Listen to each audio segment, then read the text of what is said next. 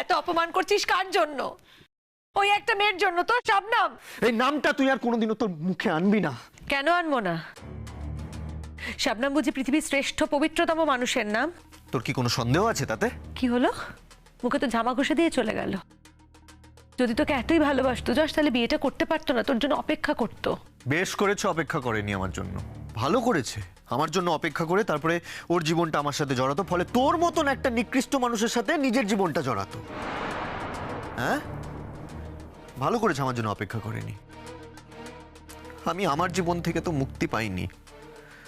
আমার জীবনের এই কদর্য ঘৃণ্য এপিসোডটা চলতেই থাকবে, এটা থামবে না। তোর হাত থেকে আমি মুক্তি পাবো না। অন্তত ও তো মুক্তি পেয়েছে, সুখী আছে ও। আমি ওকে মুক্তি দিতে পেরেছি। এর থেকে সুখের, এর থেকে আনন্দের, এর থেকে ভালো কথা আমার জীবনে অন্তত আর কিচ্ছু হতে পারে না। হ্যাঁ, এখন তো একেবারে উল্টো সুরে গান গাইছিস তুই। আমি চিরকাল একই সুরে গান গেয়েছি। তুই বুঝতে পারিসনি, সেটা তোর দোষ। তুই বুঝতে পারিসনি? তুই এত বোকা ছেলে না, তুই বুঝতে পারিসনি যে আমি তোর জন্য সারাটা জীবন রয়ে গেলাম। সারাটা জীবন আমি তোকে ভালোবেসে তোর সাথে রয়ে গেলাম যশ। সেটা না বুঝে যে মেয়েটা স্বার্থপরের মতো তোর মুখে জামা ঘষে দিয়ে চলে গেল, তার জন্য পড়ে পড়ে কাঁদছিস। তোর জন্য কত অন্যায় করেছি যশ, কত কিছু, কত অন্যায়, কত নিচু কাজ করেছি শুধুমাত্র তোর কাছে থাকবো বলে, তোকে ভালোবেসে। তুই বুঝেছিস? তুই বুঝেছিস? বোঝার চেষ্টা করেছিস যে কিনা নিজের স্বার্থ চরিতার্থ করার জন্য, নিজের সুখের জন্য তোকে ছেড়ে দিয়ে অন্য কাউকে বিয়ে করে নিল। সে এখন তোর কাছে ভালো হয়ে গেল, আমি খারাপ হয়ে গেলাম। হ্যাঁ, তাই তাই তাই শোন রোহিণী, তুই যতই চিৎকার কর না কেন, সত্যিটা বদলাবে না, ঠিক আছে? আর তুইও আমার কাছে কোনোদিনও চেঞ্জ হবি না। তুই তুই আসল যে মানুষটা, সেটা তাই থাকবি তুই। যা না যা, ঘরে আরো অনেক মেম্বার আছে তোর সুরে গান গাওয়ার জন্য, তোর তালে তাল মেলানোর জন্য আরো অনেক মেম্বার আছে, তুই পেয়ে যাবি। আছে তো, আমার মা আছে, আমার দাদা ভাই আছে, তারা তোর সুরে সুর মেলাবে, তোর তালে তাল মেলাবে। যা, ওদের সাথে একটা দল কর, একটা দল বেঁধে তারপরে ঠিক কর আমাকে কি করে বাঁচ দিবি তুই, কি করে আমাকে মানসিক অশান্তির মধ্যে ফেলবি। কিন্তু তুই আমাকে যতই মানসিক অশান্তির মধ্যে ফেল না কেন, একটা কথা আমি তোকে পরিষ্কার বলে দিচ্ছি রোহিণী, আমি তোর সাথে থাকবো না। তুই কোনো মতেই আমাকে তোর সাথে থাকতে বাধ্য করতে পারবি না। তুই কোনো মতেই আমাকে তোর সাথে এক ঘরে, এক খাটে শোয়াতে বাধ্য করতে পারবি না। আর তারপরে যদি তুই জোর করে শোস আমার সাথে, শুতে চাস, তাহলে শুয়ে থাকে এখানে। আমি তোর দিকে পাশ ফিরেও তাকাবো না, ঘুরেও তাকাবো না আমি তোর দিকে। আর এটা যে একটা মেয়ের জন্য কতটা অপমানজনক, এটা তুই খুব ভালো করে জানিস। মেয়ে তো, তুই একটা মেয়ে তো, মহিলা তো, জানিস তো। তাহলে এরপরে তুই আমার সাথে থাকবি কি থাকবি না, এক খাটে শুবি কি শুবি না, সেটা তুই ভেবে দেখ। তুই কেন আমার সঙ্গে এটা করছিস? কেন আমাকে এভাবে অপমান করছিস? কেন আমার সঙ্গে এই ব্যবহারটা করছিস? আমি তো বুঝতে পারছি না। আমি তো আমার নিজের কোনো দোষ এখানে খুঁজে পাচ্ছি না। আহারে আহারে, তুই নিজের দোষটা খুঁজে পাচ্ছিস না, তাই না? ভাগ্যিস ভাগ্যিস নিজের দোষ খুঁজে পাসনি তুই। নিজের দোষ খুঁজে পেলে তুই পুরো পৃথিবীটাকে বদলে দিতিস। আর সেই পৃথিবীটাতে কেমন হতো সেটা না আমি ভাবতে পারছি না। জাস্ট সেই পৃথিবীটা কেমন হতো সেটা ভাবতে আমার ভয় করছে। রোহিণী চৌধুরী ভালো হয়ে গেছে, এটা ভাবাটা যে আমার পক্ষে এতটাই অসম্ভব, এতটাই অসাধ্য কল্পনা, যেটা আমি ভাবতেই পারছি না, আমি কল্পনাও করতে পারবো না কোনোদিন। আর সেই মানুষ ভালো হয়ে গিয়ে একটা নতুন পৃথিবী, একটা ভালো পৃথিবী করলে সেই পৃথিবীটা কেমন হবে? বিদ্রুপ করছিস তুই আমাকে। ফোন করার থাকলে করো, এত কথা আমাকে কেন বলছো? কোথায় তোমাকে বলছি? তুমি ফোনটা করতে বারণ করলে তাই তোমাকে বললাম। তুমি বারণ না করলে তো এই কথাগুলো উঠতোই না। আমার ফোন থেকে ফোনটা করি। হ্যাঁ, তো তুমি যখন করবে তখন তোমার ফোন থেকেই ফোনটা করো।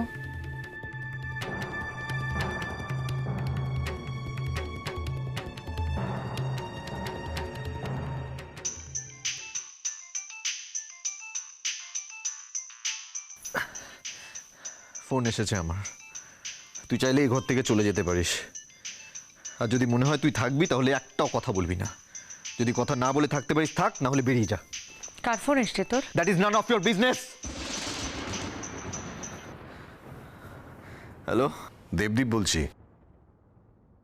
হ্যাঁ, বুঝতে পেরেছি, বলো। বলছি, তোমার শরীর কেমন আছে এখন? আছে, ভালোই আছে। হ্যাঁ, সকালে তো বোধহয় ভালো ছিল না। শবনম বলেছে? আর কার কাছ থেকে তোমার খবর নেব বলো তো, বা পাবো?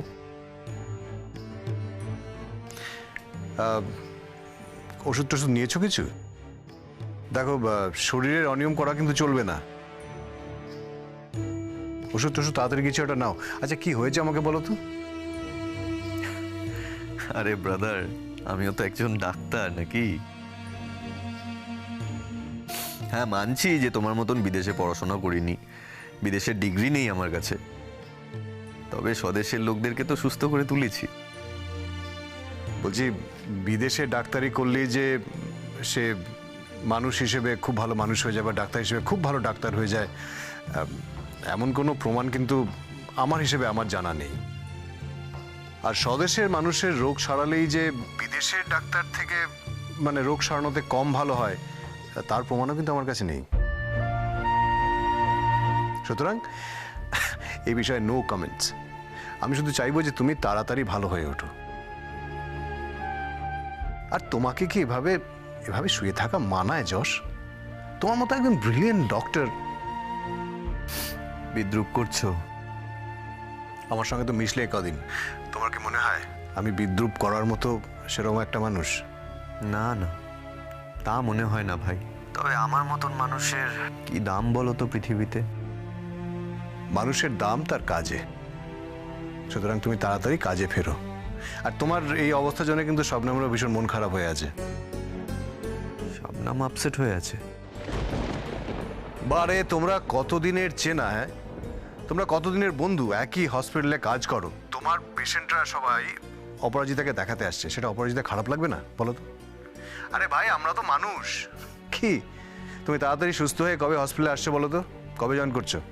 শরীরটা বসে নেই, কবে যে পারবো, আদৌ পারবো কি পারবো না জানি না। আরে কি এমন হলো, মানে কি হয়েছে, কি সিমটমস গুলো আমাকে বলো না। কিছু না, সামান্য জ্বর, মানে বাইরে থেকে দেখে তো তাই মনে হচ্ছে, তবে ভেতরে কিছু একটা সলিড বাঁধিয়ে বসেছি মনে হচ্ছে। হ্যাঁ, তো যদি তাই মনে হয় তাহলে তার প্রপার ট্রিটমেন্টটা হচ্ছে না কেন? তার অ্যাপ্রোপ্রিয়েট টেস্টগুলো করাচ্ছ না কেন? তুমি তো ডাক্তার, তুমি জানো, করিয়ে নাও সেগুলো। এনার্জি পাচ্ছি না। দেখো, তুমি যদি কালকের মধ্যে সব টেস্টগুলো না করাও, তাহলে আমি তোমাকে বলে দিচ্ছি, আমি আর শবনম মিলে কিন্তু তোমাকে ধরে বেঁধে গিয়ে টেস্টগুলো করাবো।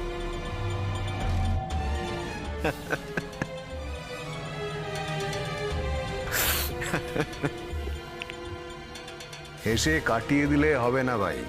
আমাকে তুমি চেনো না, আমি কিন্তু ভীষণ শক্ত লোক। আমাকে তুমি কাটিয়ে দিতে পারবে না।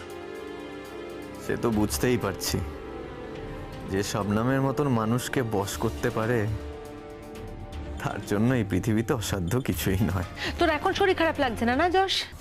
এতক্ষণ আমার সঙ্গে কথা বলছিলি, আমি তোর সাথে অনেকগুলো কথা বলছিলাম, সেগুলো শুনতে তো শরীর খারাপ লাগছিল। তোকে কি বলেছিলাম আমি? কি বলেছিলাম তোকে? এখানে চুপ করে বসে থাকতে বলেছিলাম তো? কথা বলতে বারণ করেছিলাম তো? আমি এখন ফোনে কথা বলছি, তাই ডোন্ট ডিস্টার্ব। আচ্ছা, তাহলে এখন আমি রাখছি। না, কেন রাখবে? কেন রাখার কি আছে? কাকে ভয় পাচ্ছ? ওর গলা শুনতে পেয়েছো দেখে ভয় পাচ্ছ? এখানে ভয় পাওয়ার তো কিছু নেই। ওকে ভয় পাওয়ার কি আছে এত? একটা ক্রিমিনালের ভয়ে তুমি কেন ফোন রেখে দেবে? কথা বলো আমার সঙ্গে, কথা বলো, এক্ষুনি কথা বলবে। আজকে কথা বলবে তুমি আমার সাথে, ফোন রাখবে না, কথা বলো। না না, ঠিক আছে, ইটস ওকে। আমি আমি আমি কাল ফোন করবো, কাল কথা বলবো। ওকে? কেন কাল কথা বলবে? কাল কাল কেন কথা বলবে? কেন কাল কথা বলবে? আজ কথা বলবে, এক্ষুনি কথা বলবে। ভয় পাওয়ার কিছু? শবনম নেই কাছে? হ্যাঁ, অপরাজিতা এখানেই আছে তো। ভাই নাও, কথা বলো। নাও অপরাজিতা। আমি এখন কথা বলবো না, আমি কাল ফোন করে নেব। লাইনটা ধরে আছে, এ নাও, take the call.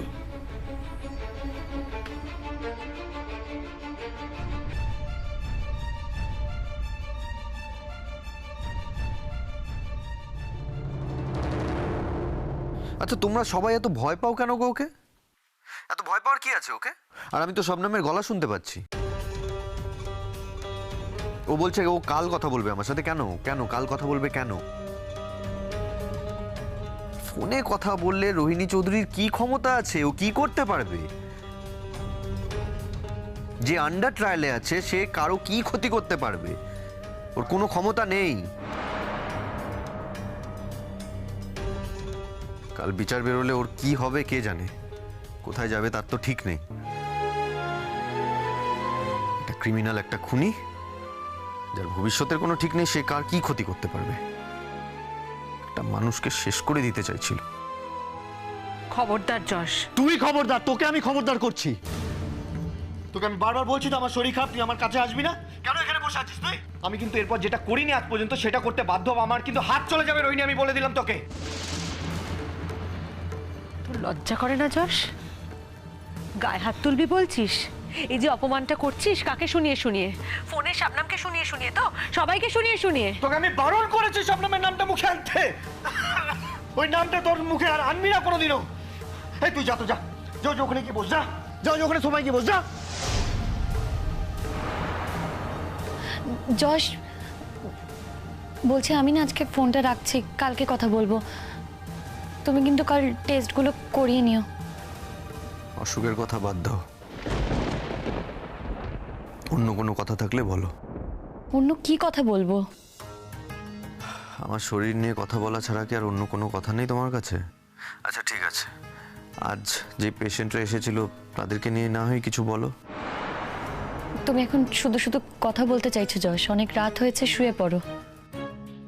I am so sorry, আমার ভুল।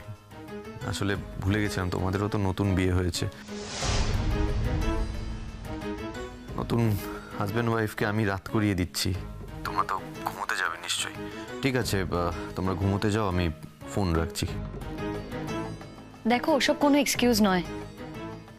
এই যে এখন এত রাতে তুমি আমার সাথে কথা বলছো, এই নিয়ে তোমার ওয়াইফ অশান্তি শুরু করবে। আর আমি আর দেবদীপ কেউ চাই না তোমার এই অসুস্থ শরীরে তোমার সাথে কেউ অশান্তি করুক। আমরা দুজনে সত্যিই চাই না, এই কথাটা তুমি জেনে রাখো। এনিওয়ে, কালকে টেস্টগুলো করিও। তোমায় কিন্তু টেস্টগুলো করাতে হবে, তোমার ট্রিটমেন্ট শুরু করতে হবে। বলছি, তোমার গলায় ব্যথা আছে? গলায় ব্যথা আছে, বুকে ব্যথা আছে, পিঠে ব্যথা, সারা শরীরে ব্যথা। ভাইরাল? তুমি কি ভাইরাল হয়েছে বলছো? এটা ভাইরাল নয়। তাহলে এটা কি? সেটা বলতে পারবো না। শোনো, একটা কথা আমি তোমায় পরিষ্কার বলে দিচ্ছি, কাল কিন্তু তোমাকে টেস্টগুলো করাতে হবে। তুমি যদি না নিজে আসো তাহলে দেবদীপ তোমাকে নিয়ে আসবে। হ্যাঁ, তোমাকে দেবদীপ বাড়ি থেকে নিয়ে আসবে। শুধু দেবদীপ এলে তো হবে না, তোমাকেও আসতে হবে। এলে তোমরা দুজনেই আসবে। তোমরা দুজন যদি এসে আমাকে নিয়ে যেতে পারো তবেই আমি আমার টেস্টগুলো করাবো, তা না হলে করাবো না। যাব।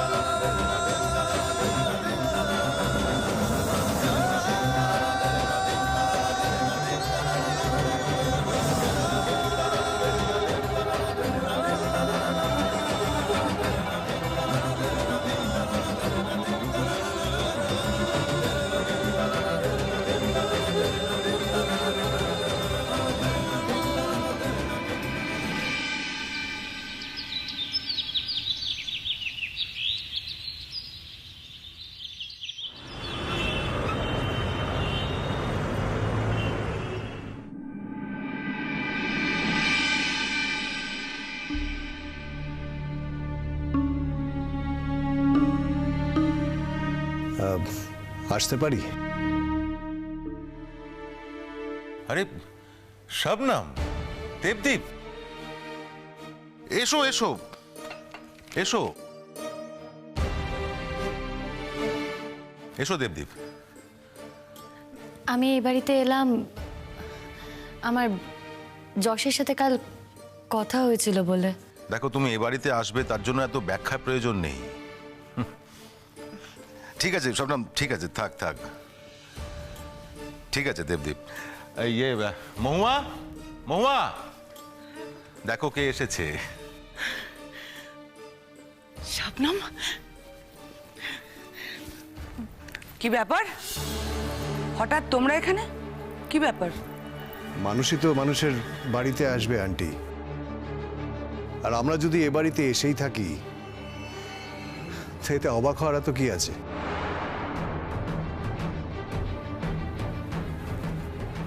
অপরাজিত তো অনেকদিন এ বাড়িতে থেকেছে, অনেকদিন ছিল এ বাড়িতে। ও যদি মনে করে যে এখানে এসে কারোর সাথে দেখা করতে চায়, দেখা করবে, তাহলে এতে অপরাধ কোথায়? আমি তো অন্তত সেটা মনে করি না। আমরা যশকে নিতে এসেছি। যশ কি নিতে এসছো? মানে যশ কোথায় যাবে তোমাদের সঙ্গে? একই বাড়িতে আছো, অথচ তোমার ভাই যে এত অসুস্থ সেটা তুমি জানো না পরাগদা? আমি তো দেখছি সারা জীবন তুমি অন্য ইস্যুতে লড়াই করতে করতেই কাটিয়ে দিলে। শাবনাম, তুমি কার সঙ্গে কথা বলছো? একটু বুঝে কথা বলো। কেন? ও তো আপনার সঙ্গে কথা বলছে। আপনি তো যশের দাদা, সম্পর্কে তো দাদা হন, তাই না? আর শবনম যশের বন্ধু, আমিও যশের বন্ধু। কোনো একটা সম্পর্ক ওয়ার্কআউট করেনি বলে যে বাকি সম্পর্কগুলো মিথ্যে হয়ে যাবে সেটা তো হয় না। আর একজন বন্ধুই তো বন্ধুর বিপদে তার পাশে দাঁড়াবে। আন্টি কে?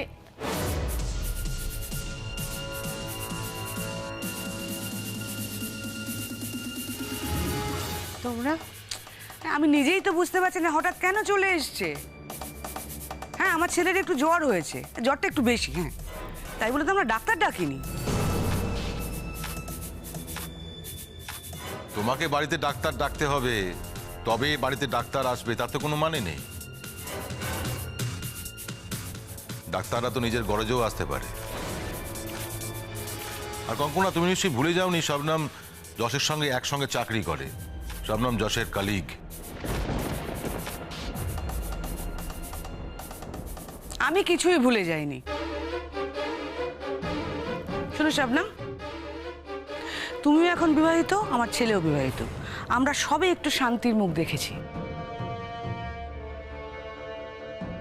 আমি নতুন করে কোনো অশান্তি চাইছি না। আমি তো চাইছি না আমার বাড়িতে পুনরো সম্পর্কের কেউ আসুক এ বাড়িতে। সে কি কথা? আপনার সঙ্গে তো আপনার ছেলের সবচেয়ে পুরনো সম্পর্ক। তাই বলে কি আপনি আপনার ছেলের সঙ্গে নেই, না আপনার ছেলে আপনার সঙ্গে নেই?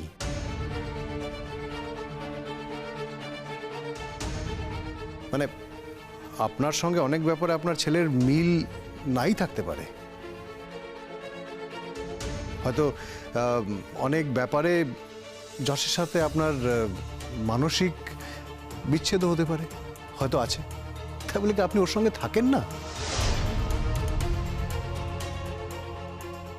মানে দরকারে অদরকারে ডেফিনেটলি আপনি ওর পাশে থাকবেন, বা যশও নিশ্চয়ই আপনার পাশে থাকবে, তাই তো? সেটাই তো হওয়ার কথা।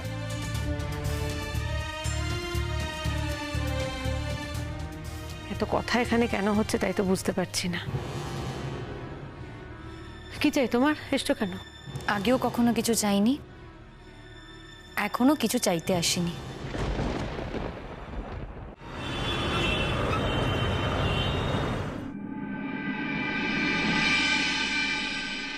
শোনো, যশ তো অসুস্থ, আমি একজন ডাক্তার।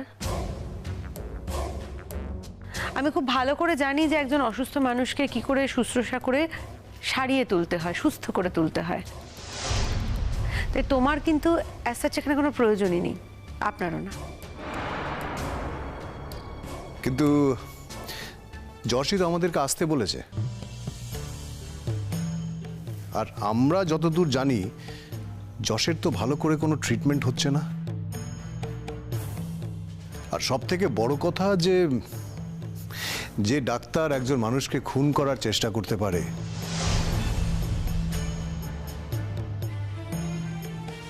সে যে আরেকটা মানুষকে বাঁচাতেও পারে সেরকম প্রমাণ কিন্তু আমাদের কাছে নেই।